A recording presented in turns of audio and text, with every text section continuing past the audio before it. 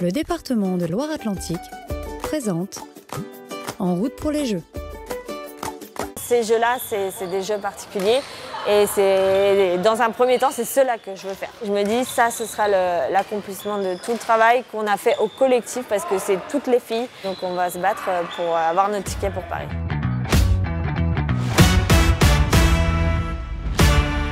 Je suis Julie Marchand, j'ai 29 ans, je suis membre de l'équipe de France féminine de basket fauteuil. J'espère me qualifier pour les Jeux paralympiques de Paris 2024.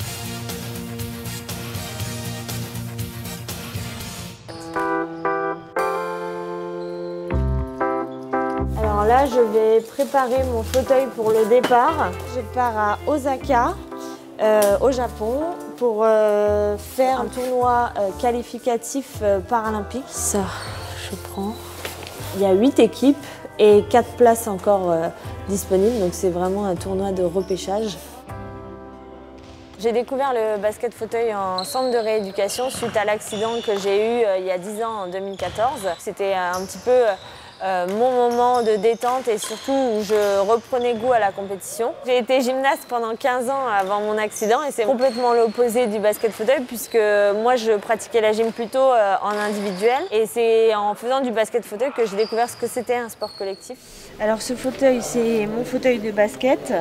Il est fait sur mesure. On a des roues inclinées, ce qui nous permet de pivoter beaucoup plus vite, aussi d'être beaucoup plus stable dans le sol.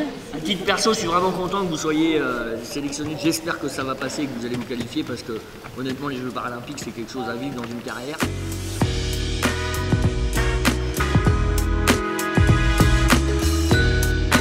Alors le basket fauteuil, c'est les mêmes règles que pour le basket standard.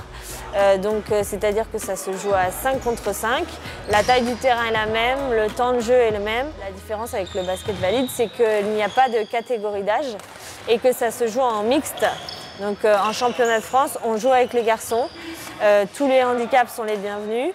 Et puis on joue aussi avec des personnes valides qui prennent plaisir à jouer même s'ils n'ont pas de handicap. Une fois qu'on est assis dans les fauteuils, il n'y a plus de différence et c'est hyper enrichissant. Ces jeux-là, ils ont un goût particulier parce qu'on est dans notre pays, parce que ça veut dire aussi qu'on peut avoir ses supporters. Donc moi, je pense tout de suite à ma famille qui sera au premier rang si jamais on joue à Bercy. Et je me dis, ça, ce sera l'accomplissement de tout le travail qu'on a fait au collectif. Et on mérite notre place, donc on va se battre pour avoir notre ticket pour Paris.